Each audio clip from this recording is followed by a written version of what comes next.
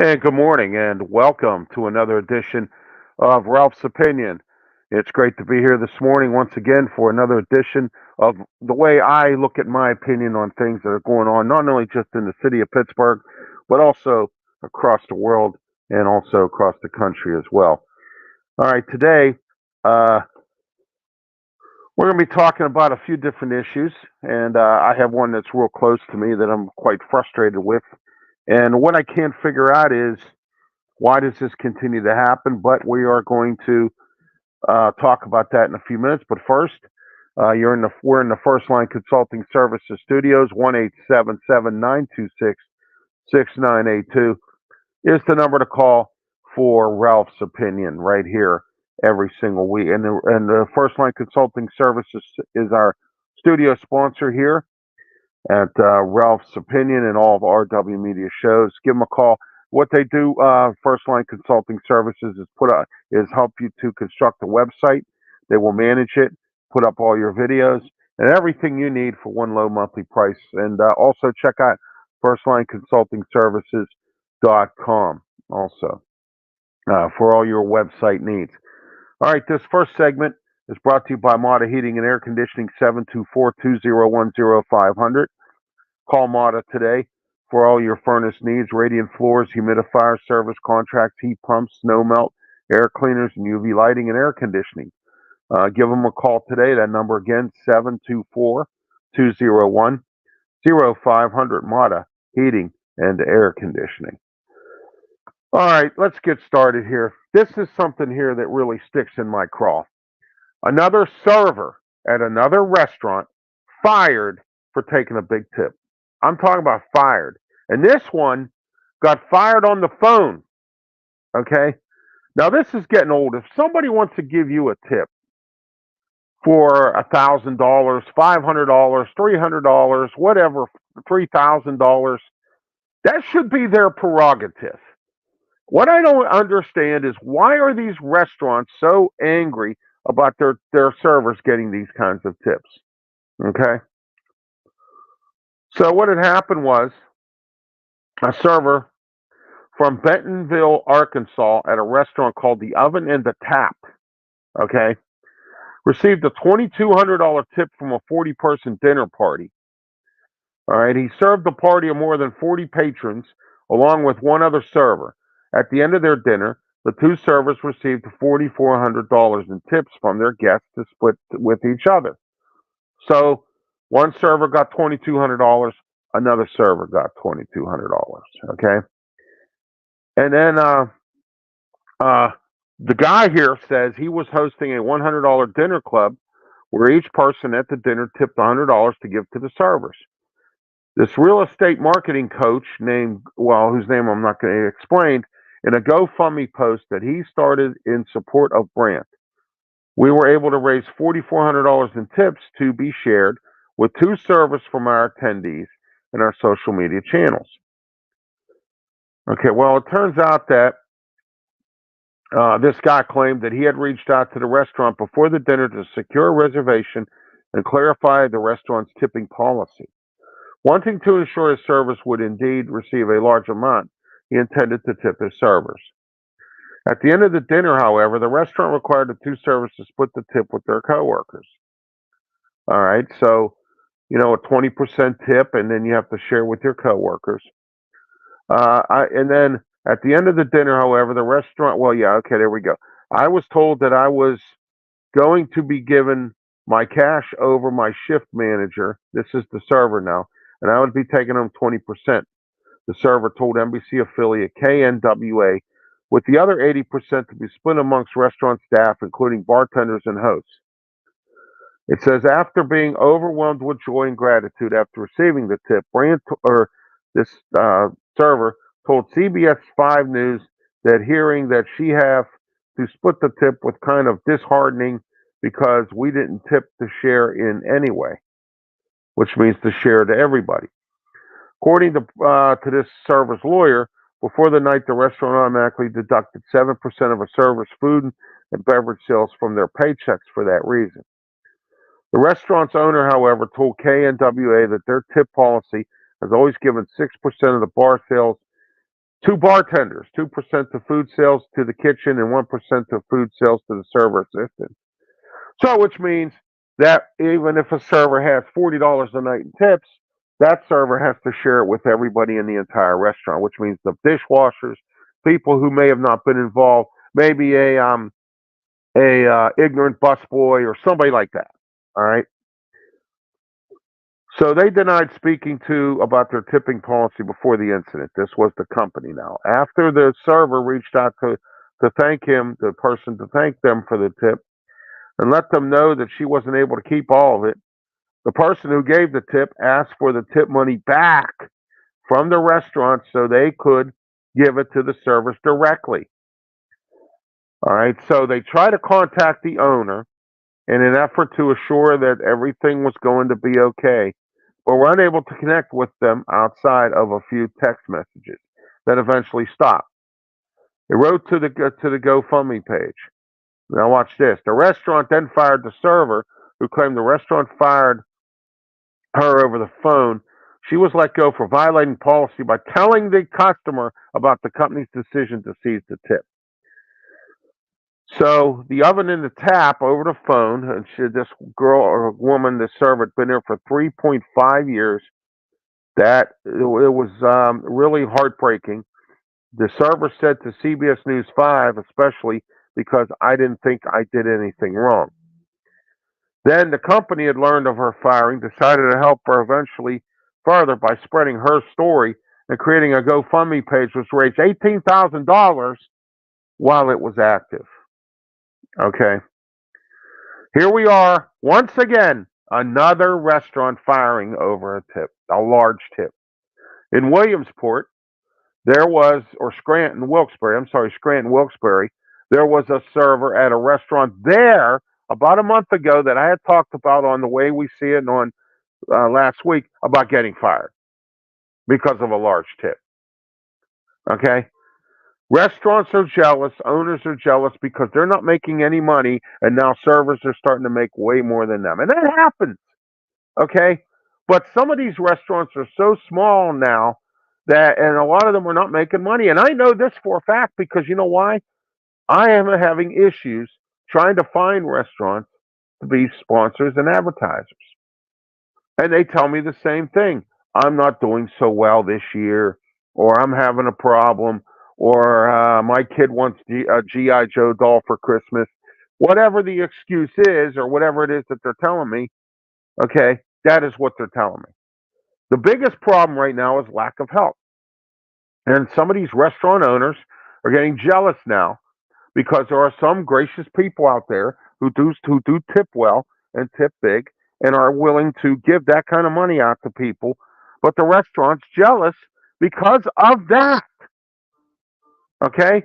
That has to be the only one perpetual reason why a boss would fire a server for getting a big tip. This is the second restaurant in 2 weeks that has done this. And I think that's wrong. And I think we need to hold them to the carpet. Okay? All right. But anyway, here we are with all this. Again, in a country where nobody cares that anybody else makes money. Everybody wants it all for themselves. So you're a small business owner, and it's bad enough that the policy states that you have to give the money to everybody within the restaurant, even if it's an ignorant busboy or an ignorant bartender or an ignorant whatever. That the whole restaurant of employees, whoever they are, has to get your tips at the end of the day. Plus whatever taxes or whatever credit card slips you have or whatever it is you're doing. I find this disheartening, and it's around the holiday season. Oh, wait, I'm sorry. Nobody cares. And that's Ralph's opinion today on that matter. Next. Our next topic coming up, we're going to talk about Trump and what's going on with him. When do you hear this one? This segment's brought to you by Fold and Travel Mobility. Are you handicapped in a wheelchair? Would like to get a folding power chair? Well, call Fulton Travel Mobility today. They have the best selection, 1-877-GOT-FOLD. That's GOT-FOLD. Okay. Also, you can get on their website, FultonTravelMobility.com, speak to a professional. They will help you with any kind of folding power wheelchair. And also, don't forget they have financing, and check out some of their holiday specials for this season. All right. Our next segment, we're going to talk about Donald Trump here, because Donald Trump has become a target here, obviously, of Colorado. And what I mean by that is Colorado's election division, or Supreme Court, or whatever you want to call it, has decided that they want to take him off the ballot for the presidential race because of his criminal activity. So-called criminal activity. All right. Whether you believe it or not, I believe it or not, we believe it or not, it's still called criminal activity, but the man hasn't been convicted yet. Okay. The man has still all kinds of options in order to get out of this mess. He has attorneys, as you know. Okay.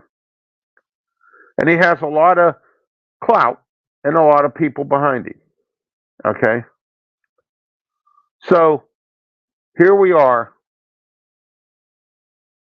Trump again is being pursued by the Colorado State court system, election committee, and all that. They want him off the ballot for president. And now it's getting spread around to where he could lose the whole election, be taken off the whole election because of this. Okay?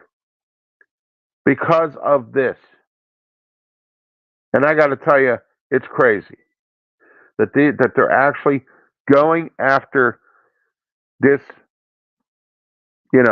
this guy who is running for president, Donald Trump, who wants to again try to run and make our country a better place because of the failing Uncle Joe Biden.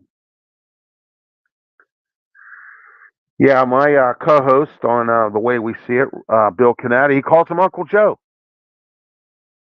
Okay? So here we are. And this is where we are with Donald Trump. And this now, it could be across the country. He might not be able to run anywhere in any state in this country because of someone in Colorado who wants to start something. And you know what's funny? I've learned over the years, everyone, that when someone starts running their mouth, it gets around to social media and it starts getting around. The last thing Donald Trump needs is this kind of negative publicity. And that's Ralph's opinion on that. Our next segment's brought to you by P6 Auto Detailing in New Kensington, 412-965-6578. Let the experienced professionals at P6 Auto Detailing detail your car. Don't forget about Christmas is here, coming up shortly. If you're looking for a last-minute gift idea for someone, how about giving them a gift certificate or paying for them to have their car detailed at P6 Auto Detailing in New Kensington? Call them today, 412-965-6578. All right. I spoke, about 2, maybe 3 days ago about the U.S. Steel merge or purchase by Nippon. Nippon happens to be a Japanese steel corporation who is purchasing or wants to purchase U.S. Steel. And the U.S. Steel has agreed to this. Okay? Has agreed to this. Now, I understand that a lot of American workers union here is against it. We have 3 politicians, Chris Deluzio, John Fetterman, and Bob Casey, getting involved now. They're writing a letter to the Trade Commission or whatever commission it is that approves these sales. Just like when Walgreens wanted to buy Rite Aid or CVS or both or whatever they wanted to do and have the monopoly here, they were turned down. And now Rite Aid is bankrupt. Okay, we're going to talk about that later. But first, this sale to Nippon in Japan is not something that I approve of either. All right. I don't, even though Nippon says they're not going to take anything out, I don't believe anything anybody tells you. Because what happens is when somebody takes over a company, regardless of what's in the contract or regardless of what they're told, they're going to do what they want because it's their company. So Nippon could take all the jobs that U.S. Steel has and walk away and take them to Japan, and then we're going to be stuck. Japan, since the war was over, has been screwing our country, and we don't know it. Okay, we either don't know it or we're too blind. All right, and we continue to just do this in our country because of our blind nature.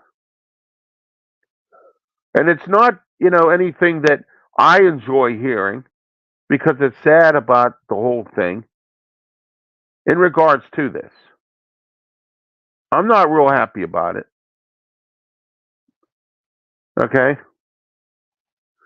I'm not happy about it because I don't want to see no foreign contractor or no foreign business people coming in here and buying up our stuff.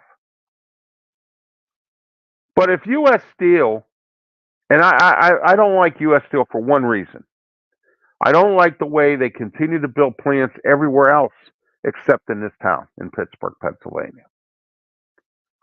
They build brand new steel mills everywhere else. They built a mess of them in Gary, Indiana years ago and took all the jobs that were here and moved them out. I believe there's three, four, maybe, I think there's 3 plants still open here. All right, as far as I know. But that's it. We're still the steel town in some perspective with U.S. Steel.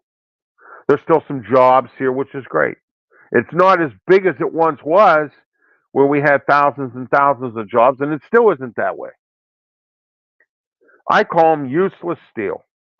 And you can get mad at me all you want if you're a union worker or you're somebody who's in the steel business. But the reason I call them that is because I'm not pleased with what they're doing here. All right? How can you have a corporate office in the town that you have the corporate office in and not open up new steel mills here? Instead, you're opening them up everywhere else. Gary, Indiana, somewhere in Texas, somewhere in wherever, but not here. That's what sticks in my craw, but I have to stick up for U.S. Steel now because I'm against them selling this to this Nippon company. And for once, John Fetterman, Chris Deluzio has finally stepped up. Bob Casey's been stepping up for many years. He's not a progressive Democrat. Bob Casey's been one of our senators for a long, long time, or congressman. He was Trump's nightmare when Trump was in the first elected. Okay? He was going to run for president and didn't. All right? Because what had happened was the plan was for Casey to run against Trump. And I think Casey probably would have won. But instead, in this current election here, they decided to put up Joe Biden after Casey said no. Okay. All right. And now we're stuck with Joe Biden, which is another topic I've talked about many times here on this program. Do you approve of U.S. Steel being sold to Nippon in Japan? No, I don't. And I'm not a big fan. Sometimes I might not like something, but when I see some injustice going on with something that perhaps is foolish, such as, them selling off to Nippon, and I can understand why they want to sell off to Nippon. They've had issues over the years with pollution fines here in Pittsburgh and many other things going on elsewhere. All right. U.S. Steel has learned to survive in some small perspective, even though over the years they've laid off workers. They've cut stuff. They've done this and that. They even promised John Fetterman they were going to fix up the Edgar Thomson works and hire more people, and they haven't done it. They never did it. And John Fetterman lives right across the street from there.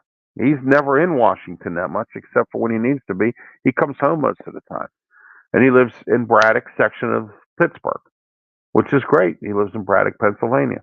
Braddock was the first. The town never had anything going for it until Fetterman was mayor. It was a depressed steel town with a bunch of crime. And I don't know what it does now. I've gone through there a few times. Some things have been fixed up, but others haven't. You still got boarded up blight. You still got, um, if those of you who don't know what blight means, that's boarded up buildings that are constantly sitting there and nothing being done with them. Fetterman still lives in the town where he was mayor. His wife does a lot of volunteer work. She has a store called the Free Store. All right. She's a volunteer firefighter, too. She was at some recent fires with the fire department. So Giselle Fetterman is just like her husband. They both do well for the community. All right. That today is Ralph's opinion. Our next segment's brought to you by Sleep Pittsburgh, 412-462-7858. Call Sleep Pittsburgh today. Check out their selection online at sleeppittsburgh.com. They have mattresses, some great prices on some good mattresses. Bed frames, futons, lift chairs, bunk beds, day beds, and a whole lot more. So get a hold of sleeppittsburgh.com today, 412-462-7858, and sleeppittsburgh.com. No credit check financing. Sleep Pittsburgh for the best sleep tonight. All right. Our next topic of discussion here, we're going to talk about Rite Aid stores. Rite Aid has filed for bankruptcy. They're shutting down stores all across the country. Here in Pittsburgh, they've shut down at least a dozen, I would say. And they're planning on shutting down more. So, in that case, here we are with this whole thing in regards to them shutting down. They just can't make it. And I don't know if they did something wrong with their finances or if they just couldn't hang with the Jones boys. Walgreens, Walmart. Okay? Rite Aid was never it was a great place for me. I used to go to Rite Aid and get my scripts done, but then Rite Aid started screwing things up. Walgreens started screwing things up with my scripts. And when something like this affects my health, that's when I get angry. Health, public safety, and family and friends are important things. And when people mess with that, and money, when people mess with all these things in my life, we got problems. Now you're messing with my health when you're screwing my scripts up. Now you're messing with my health when I go in there every week and you got somebody new working in there. Affects my health when I go to Walgreens and they got different people working in there every week. Okay? Rite Aid turned into the redheaded stepchild of all of the drug makers, of all the drug retailers. Walgreens, CVS. Walgreens and CVS are the last of the surviving three. Rite Aid is restructuring, so they're probably going to go ahead and put out their, they're going to put out their, okay, onto they're probably going to have to sign on to cutting more stores, shutting things down, and downsizing, because that's what's required of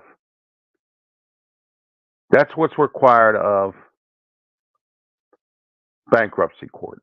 I know, I've been there. Okay, personally. All right, that's Ralph's opinion today. Got up kind of late this morning, didn't really get a chance to, how you say, you get your bearings straight a little bit this morning. Draft412.com. Call Draft or get a hold of Draft412.com by going on Draft412.com. They have the best in the skinny of all athletes in regards to drafts. So check them out today. Draft412.com. $9 a month. They have an e-magazine that they put in your inbox on your email. Draft412.com. Hillcrest Farm, Richmond, Ohio. Call Hillcrest Farm today, 740-346-5442, 740-363-2894. You can email them at hillcrestfarmsohio@gmail.com or their website, www.hillcrestfarmsohio.com. They have the best hay grain beef all around. They're in Richmond, Ohio, 45 minutes from downtown Pittsburgh, right up the hill from Steubenville, Ohio. They have some great package deals, including their roast box. At $200, you get 7 roasts and 30 pounds of ground beef. So check out some of their package deals on Hillcrest or www.hillcrestfarmsohio.com. They're also shipping, so it'll ship to your house. Or email them again, that's hillcrestfarmsohio@gmail.com, because to get the directions to get up there to put in your GPS. Bon Journey, Bon Jovi Journey tribute band. This Friday they are performing at Jurgles, which is in 2 days, in Warrendale on Brush Creek Road. Check them out at Jurgles on Friday, and then December 31st, Winooski Winery, which is New Year's Eve. They're having a big party there. Bon Journey will be there as well in Belle Vernon. Okay. Our next talk is about cell phones. We do with or we do without them. All right, cell phones now, in case you're not aware, have some have a lot of gadgets on there that you don't need a clock, you don't need a calendar anymore, you don't need, gas stations, banks, some of these other establishments give away calendars. Okay. And people still use those calendars. They hang them up on their wall, and they hang them up in the office or whatever they do. Okay.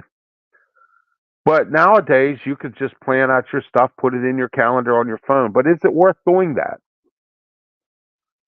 Because let's say if the phone system goes down for the day, you're screwed. That is why when I have my contacts, and I haven't done it lately, and I probably would need to, I put them in a hardcover book. Why? Because in case I need to reach them, if my phone goes down by some stretch of the imagination, I have their numbers that I need, the important ones. Okay? And now the cell phone companies have gotten extremely lazy. And let me tell you how that has happened. Now you have to get some kind of transfer download or something, punch everything in, transfer everything over. You can't get the clerk to do it no more because they won't. This again is what? What have I been saying for a long, long time, since anyone that's ever listened to any and all of my shows? Laziness in this country. Okay? But then again, it could be because the employer doesn't want to pay the employee enough money to do that extra work. So rather than pay the employee, of course, what do you think the company's going to do? Right? I've always said it takes two to tango. Sometimes it's the employer, not the employee. And some employers make employees lazy. But cell phones, they're a distraction. You take your cell phone, you're on it while you're driving, you're on it when you're walking, you're on it when you're on your scooter or on your power chair. And I know a woman that goes in and out of the building. I call her Queen in and out. Why? Because she goes in and out every 5 seconds, in and out, in and out, in and out. She has a phone in her hand. She's screaming and hollering into the phone. Somebody's yelling back at her. Okay. Crosses the street with it in her hand, almost gets hit by a car. All right. In New Jersey, a few years back, some woman was walking down the street, and you know how you have where the ground is, and you have some of those cellar lids that are up. Well, she tripped over the lid and went down into the steps because she wasn't paying attention. Why? Because of cell phones. Cell phones when we're driving cause accidents. Cell phones when you're mall or wherever you're at, walking around banging into people because you don't pay attention because you're on the phone. Okay? That today is Ralph's opinion. And I'll be back with you again tomorrow, 11:30 a.m. Have a great one. Thank you.